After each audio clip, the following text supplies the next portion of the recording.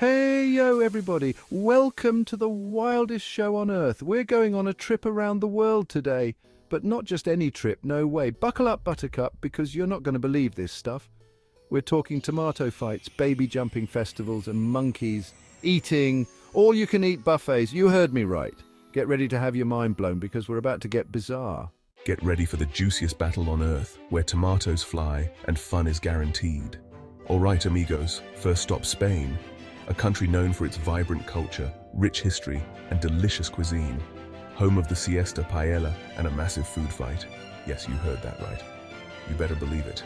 Every year in a little town called Buñol, they have this thing called La Tomatina, and let me tell you, it's bananas.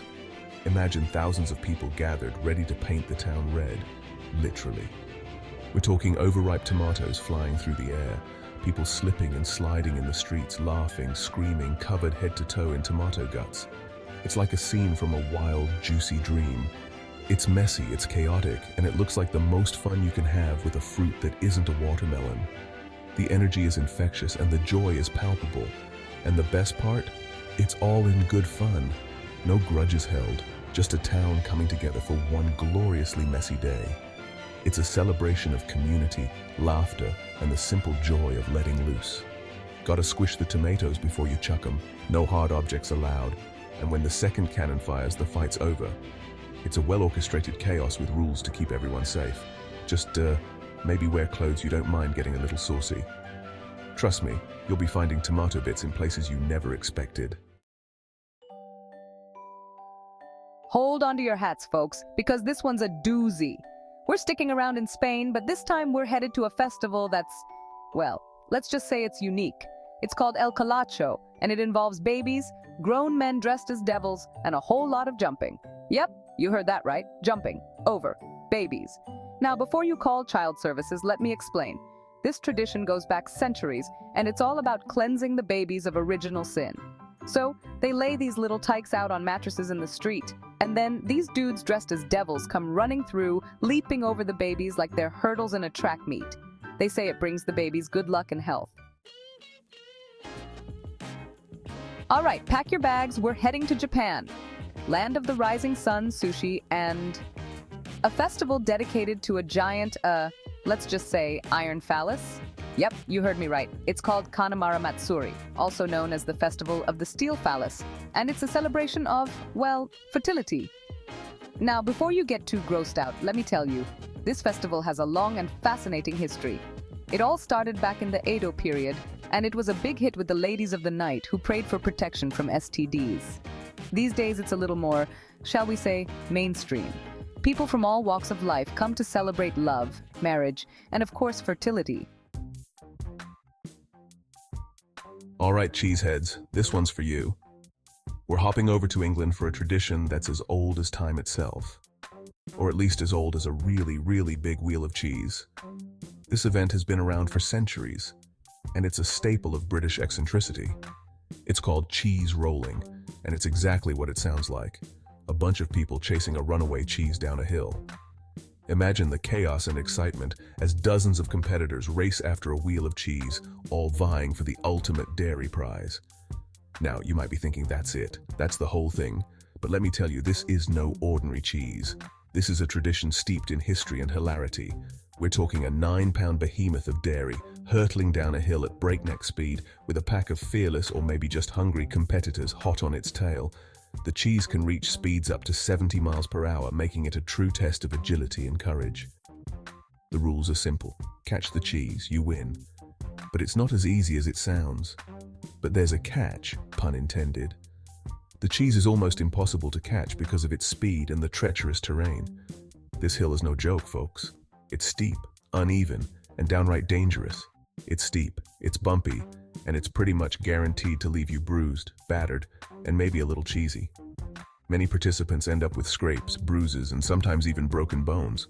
But the thrill of the chase keeps them coming back year after year. Hold on to your bananas, folks, because this next stop is going to be wild. We're jetting off to Thailand for a festival that's truly one of a kind. It's called the Monkey Buffet Festival, and it's exactly what it sounds like, a giant feast for monkeys. Yep, you heard that right. Every year in the ancient city of Lopburi, they lay out a massive spread of fruits, vegetables, and all sorts of monkey-approved treats in honor of, well, monkeys. So every year they throw them a giant party to say thanks. And let me tell you, these monkeys know how to party. They swing from the trees, they stuff their faces, they even pose for selfies with the tourists. Get ready to have your mind blown, folks, because this next tradition is truly something special. We're heading down to Mexico for a celebration that's both beautiful and bizarre. It's called Noche de Rábanos, or Night of the Radishes, and it's exactly what it sounds like. A night dedicated to the humble radish. Now, before you click away thinking, radishes? Really? Let me explain. These aren't your average garden variety radishes. We're talking massive, oversized radishes, carved and sculpted into incredible works of art. Think intricate nativity scenes, mythical creatures, historical figures, all painstakingly crafted from these unlikely canvases. The tradition goes back centuries, starting as a way for farmers to attract customers to the Christmas market. Hold on tight, folks. We're heading back to England for another round of cheese-fueled madness. This time, it's the legendary Cooper's Hill cheese rolling and wake. A tradition so bonkers, it makes the first cheese chase look like a leisurely stroll in the park. Imagine this: a near-vertical slope, a crowd of adrenaline junkies, and a 9-pound double Gloucester cheese wheel unleashed from the top. The goal? Catch the cheese, of course. The reality? More like a chaotic tumbleweed of limbs and laughter as everyone goes head over heels, literally, in pursuit of dairy glory. This ain't for the faint of heart, folks. We're talking bumps, bruises, and the occasional broken bone. But even if you're not up for risking life and limb, watching from the sidelines is an experience in itself. All right, folks, buckle up, because this next one is not for the squeamish. We're heading to Southeast Asia, specifically Malaysia and Singapore, for Thaipusam, a Hindu festival that's as intense as it is awe-inspiring. Imagine this: thousands of devotees, their bodies adorned with piercings, hooks, and skewers, parading through the streets in a display of religious fervor.